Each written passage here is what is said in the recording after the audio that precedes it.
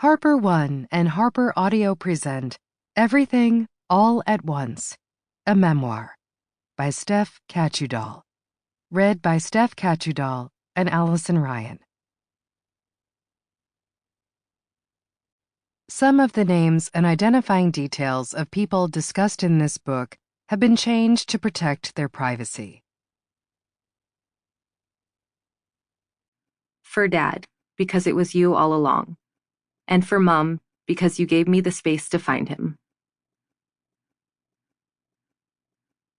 When angels speak of love, they tell us all is union and reunion, dying and reborn again. There is no separation, no end to paradise.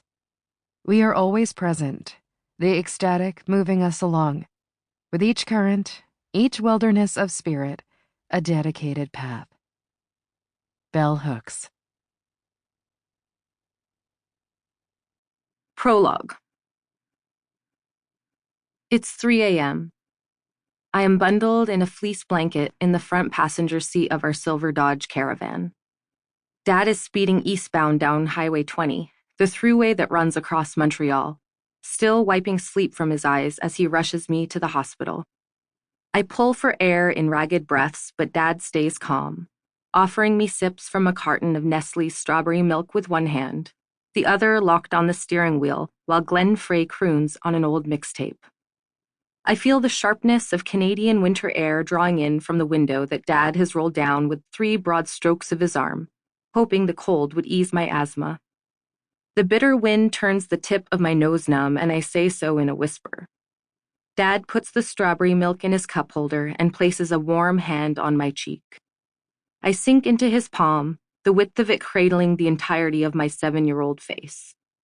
He looks at me and smiles, with only a hint of fear behind his soft brown eyes as I cough and cough and cough. "Take it easy," he sings. The city rushes by us, but his eyes are locked on mine. Take it easy. 6 years later, I'm sitting in the same van, but it's my dad bundled in bedding on his way to the hospital. Mom is speeding down the highway, both her hands gripping the wheel, while my little brother and I stare at each other in silence. There is no calm offering extended across worn bucket seats, no gentle reminder to take it easy. I am 13 years old and my father is dying of lung cancer.